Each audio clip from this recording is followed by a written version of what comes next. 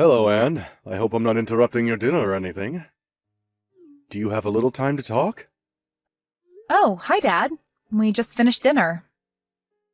Just sitting around watching TV. What's the matter? Can I help you with something? I hope it's nothing serious. No, nothing like that. I just wanted to know what you're doing tomorrow. You and David are going to be home, aren't you? It's Friday, and I thought maybe you guys might be home.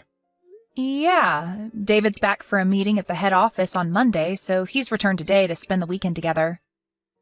As you know, he's assigned to the East Coast office until that project gets off the ground, so he wanted to relax at home for a change. He's scheduled back east on Tuesday. I sort of wanted to see my son, too. Would it be a bother if I stopped in tomorrow? I know you want to spend time with him, but just for a little while, perhaps? Do you plan to come alone? I mean, I just want to know because I would need to prepare lunch. Yeah, that's thoughtful of you. Thank you. And you know, David hates it when his mother gets too possessive and starts doting over him. She tends to do that. To be honest, David called me and made me a promise not to tell her that he was returning. Right. We were just talking about that as a matter of fact. He also made me swear not to mention a word about his return. Yes, well, I had to lie to her. I told her I was seeing an old friend who happened to be in town, and that I was driving over to have lunch with him. I sort of feel bad lying to her, but I really have no choice. Actually, I'm really seeing this friend, so it's not if I'm really lying. You know what I mean? Oh, okay. That's way better. I'll talk to David later so we can get our stories straight, just in case. Yeah, thanks. Better to be on the safe side just in case. Okay, so tomorrow I plan to meet up with my friend in the morning, and then I will head over. Is 1 p.m. or so alright with you guys? Yeah, no problem. I'll have lunch ready for you. I bet you're excited to see your son. Yes, certainly am. Okay, Anne. See you tomorrow.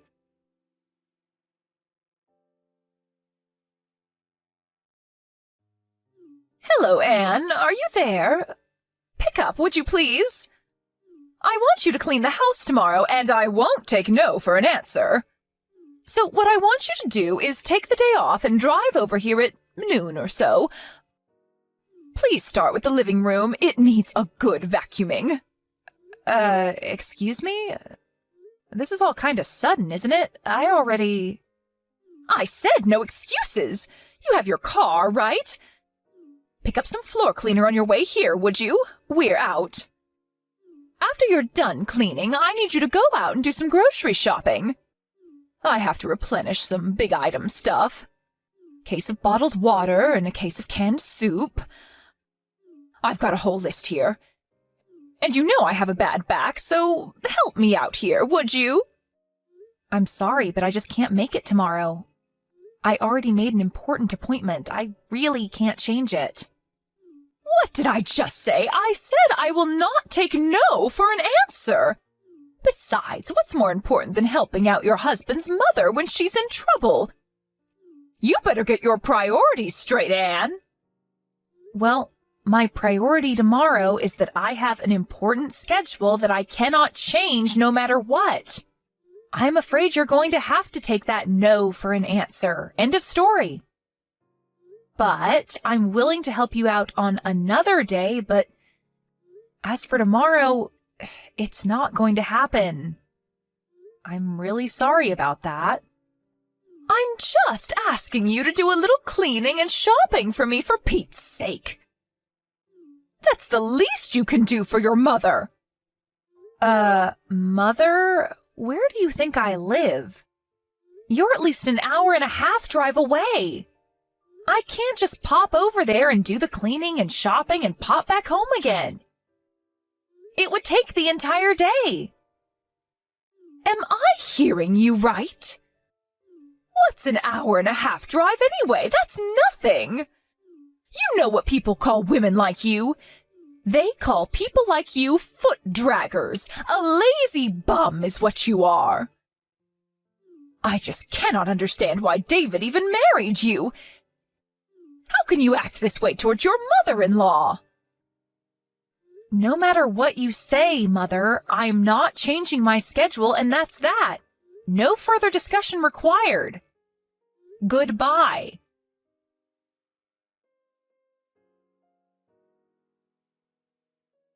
Anne, good morning. How are you? I'm fine, Dad. How about you? Yeah, not too bad. Just finished meeting with my friend. I'm on my way there now. I should get there in about 20 minutes. No change of plans, I hope? No changes. Just be careful driving over here. The traffic seems a bit heavy today. No need to pick up anything on the way. We're all set for lunch.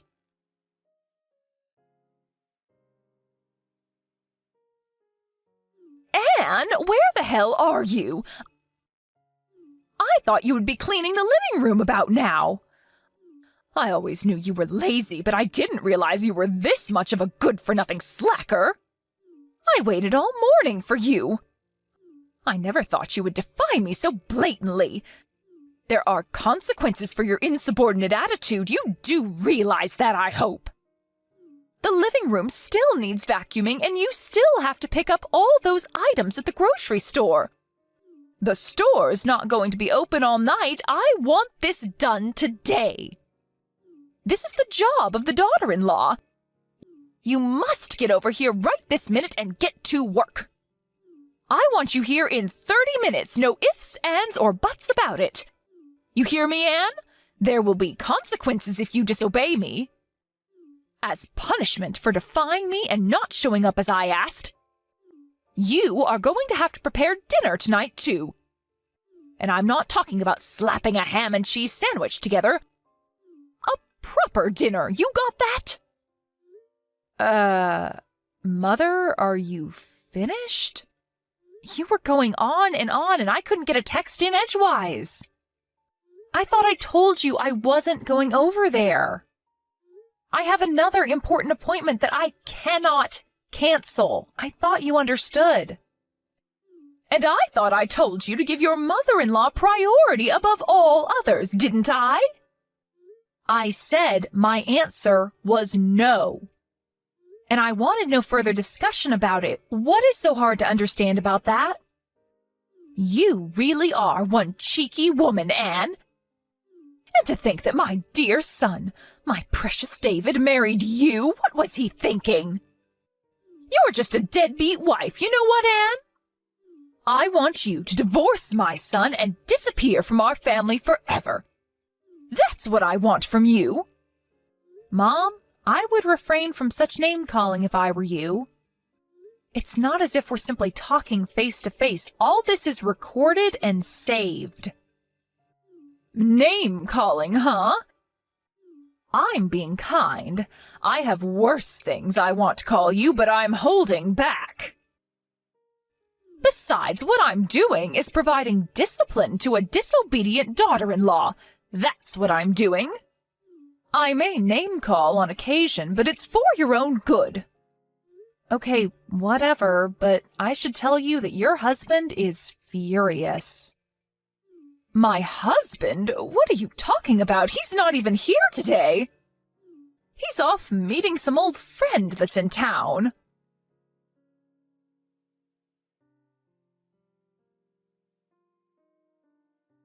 Caroline, what is wrong with... What is this all about, for God's sake? I wish you would put a stop to all of this. Why do you have to treat Anne so horribly? What did she ever do to you? Is that you, Robert? What is this? Why are you texting me? I'm over here at Anne and David's place right now. Anne showed me what you've been saying to her. What is this? A lazy, deadbeat wife? Really? How could you say such things to Anne? What? You're at David's place now? Why? David came back for a few days. Apparently, he has a meeting at the office on Monday. He wanted to spend time with Anne over the weekend. I heard he was here, so on my way back from meeting my friend, I stopped in to say hello. Pardon me, David is back? He's home now? Why didn't anybody tell me? What's going on here? This is the first I'm hearing of this. Yeah, of course you haven't. I kept it from you. I didn't want you to know. If only you had told me, I would have gone with you today. How could you not tell me, Robert? If I had known, I could have gone over there and provided Anne with the discipline that she needs to become a better housewife. Why didn't you tell me, Robert? You want to know why I didn't tell you, dear? That's because David asked me not to tell you. Huh? David asked you not to tell me? How can that be? Why would he do a thing like that? You really don't get it, do you, Caroline? Don't you see what you're doing? Get what? What are you talking about? What do I not get, Robert? It's the fact that David is keeping his distance from you. He's avoiding having to deal with you. Keeping his distance? Did he say that? That he wants to avoid dealing with me, but why? I don't believe you, Robert. Why would my dear son want to avoid me, his own mother? I brought him up. I adored and doted on him since he was just a baby. I devoted my life to my son. How could such dedication and love not get through to him? How could he not feel the love I feel toward him? That's exactly what he finds intolerable. That fanatical devotion you have towards him. But is it really love? Isn't it just arrogance? A form of narcissism? I really wish you would wake up and smell the coffee. How dare you say that to me, Robert? How about you? What have you done? Tell me, Robert, as a father, what have you done for David that was so great? Did you shower him with love like I have all these years? As David's father, I think I've done what's necessary. I know that I'm always here for him when he needs me, and I would do anything for him if asked. Pardon me, that's all? That you're there for him? I could say the same. Well, let me give you 2 examples of what I mean. The first example is David introduced me to his best friend, an old classmate of his from college. Excuse me, his best friend? What's that have to do with anything? It has everything to do with it, Caroline. His best friend, Daniel. You know Daniel, right? Wait, Daniel? Are you talking about that Daniel? He's that parentless boy, that orphan, that Daniel? I told him not to associate with him. He is not of our caliber. That's the one. You do remember him, don't you? How could he be David's best friend? You must be mistaken. You know that people like that, kids who grow up without parents, don't amount to much. Well, that Daniel that you so abhor, he's currently the CEO of a major corporation. A corporation that generates over $1 billion a year. No, that can't be. Not that orphan. He graduated from a top university all on his own. Finished at the top of his class right after he graduated. He started his own company, and in no time, built it to what it is today. When David first met him, he told me that I knew Daniel would go far. That he'd succeed beyond anyone's wildest dreams. And he was right. Unlike you, David has a good eye for people. He knew Daniel would make a name for himself someday. He had no doubt in his mind. That Daniel? That parentless young man? He runs $1 billion company. He's the CEO of this company? Are you serious? And the second example. This concerns Anne, David's wife and your daughter-in-law. David introduced me to her 2 years before they even got married. He told me that he was in love with her and was seriously thinking about marrying her. He introduced Anne to you 2 years before they got married? That's right. At the time, he told me he was going to introduce you to Annie right before getting married. As I recall, it was like 2 or 3 months before, wasn't it? He was sure you'd kick up a fuss and would totally reject the marriage outright. Is that why he rejected that nice woman that I was going to introduce to him back then? It was because He was already going out with Anne? He was already planning to marry her? Is that what you're saying? That's exactly what I'm saying. And who was this woman you were going to introduce him to anyways? You know her too. It's Sandy. From when he was in high school, you remember her. Wait a second, Caroline. That's Sandy? Are you out of your mind? Why are you so shocked? I worked with her at the mall. She's so nice and very energetic and friendly. She would have been perfect for David. Did you know that their father is a company president? Sandy is much more suited for David than Anne. Wasn't her father just some company clerk or something? I never really asked her. You're forgetting one thing, Caroline. I heard that this Sandy has 3 kids, and she's not even married, for God's sake! On top of that, they aren't even sure who the father is, and you wanted David to marry this girl? But pardon me, where did you hear that? Not only does she have 3 kids, she's been divorced twice. I heard that her parents are so fed up that they're not even talking anymore. Is that true? You're not making that up, are you? I had no idea Sandy had... Everybody knows everybody around the area. Where have you been? I'm surprised one of your lady friends weren't gossiping about it. Your discriminatory views are apparent, Caroline. You only look at things superficially. How could you say that? Are you saying that I'm prejudiced? That was not my intention. I'm so glad that David has an eye for people. He knows good people when he sees them. If we had left it up to you to decide who David should marry, I'm sure he would have suffered the consequences. I'm glad he defied you and made his own decisions. His life would have been very different. I thought only of his happiness. I thought it was best for him, that's all. We really got off track, haven't we? I suspected that you probably had ill will towards Anne and probably call her a name or two. But this? Are you serious, Caroline? How could you call her such despicable names? Like I was saying, this was merely part of disciplining her. She'll never be a good housewife if she's not taught proper manners. A lazy deadbeat wife is going a little too far, isn't it? You come off as a hateful bully is all. David is standing right here next to me.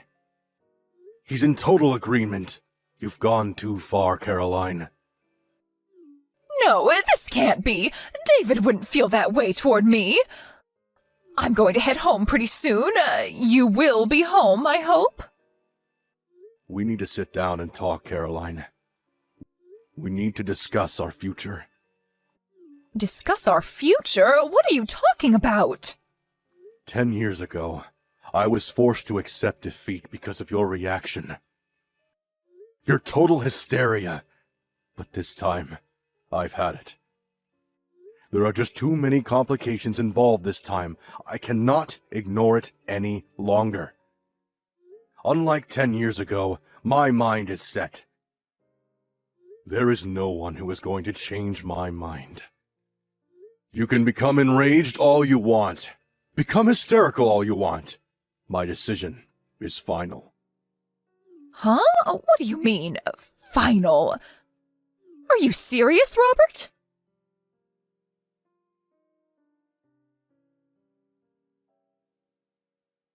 Anne, where are you? Where did you disappear to, for Pete's sake? I want you to reply right this second. This is an emergency. Where have you gone?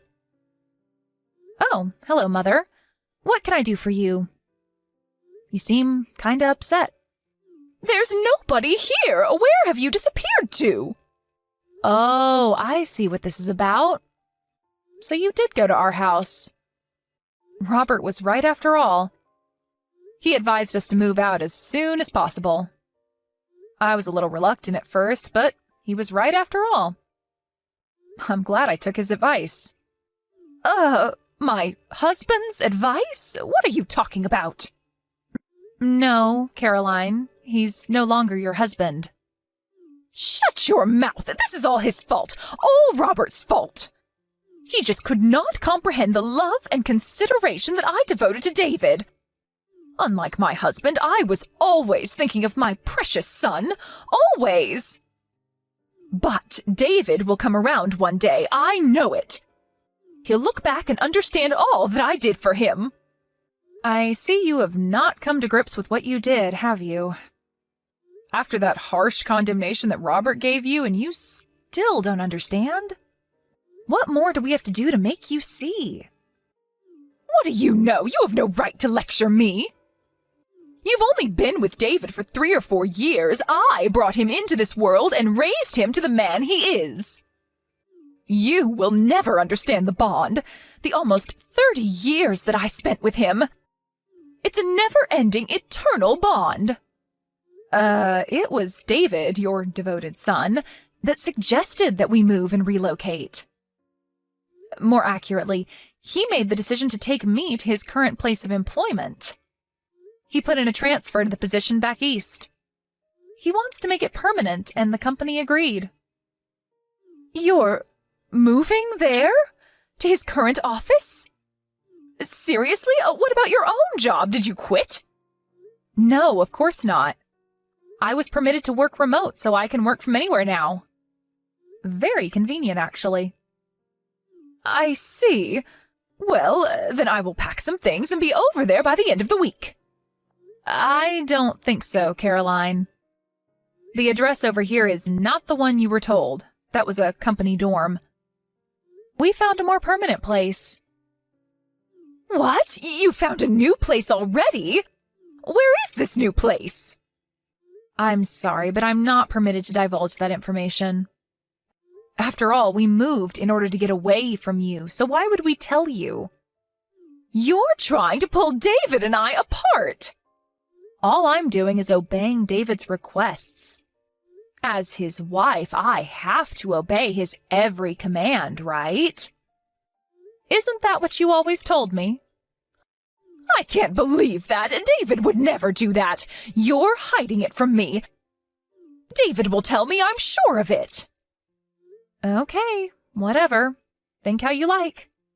I really don't care if you believe me or not, to be honest.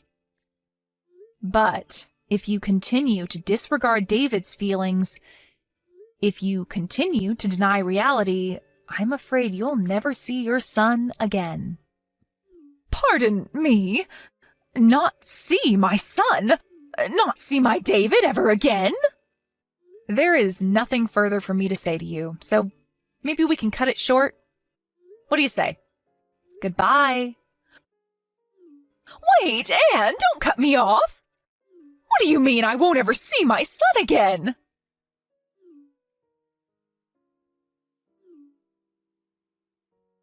Don't you dare cut me off, Anne! You'll regret this, Anne!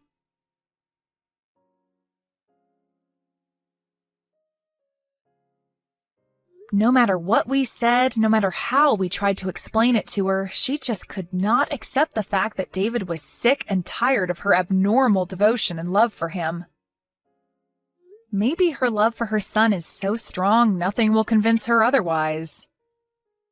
David tried various ways to make his mother understand his feelings, to no avail. He came to me and his father for advice after countless attempts to reconcile with his mother. She was his mother, after all, and he wanted to settle the matter without breaking up the family. After his parents finally divorced, he sighed with relief, saying to me one night at the dinner table, "It's finally over." He finally seemed at peace with himself. My father-in-law was much the same way, apologizing for making us wait for so long. Maybe if he had had the courage to divorce her 10 years ago, all this might never have transpired. And I would not have endured such anguish. And what happened to Caroline, my former mother-in-law, you ask? I heard this from a friend of mine, and I would take it with a grain of salt. But apparently, she found a young man that looks strikingly like David. I heard she used up all the money she received from her divorce and used it all on this guy. Last I heard, she was deep in debt. She completely disregarded warnings from her friends and neighbors and couldn't stop sinking money into this guy. She's always had a bullheadedness about her. Once she latches onto something, she won't let it go. Maybe that's why she ended up losing everything she cared for. But will I reach out to help her? I'm sorry, but no thanks.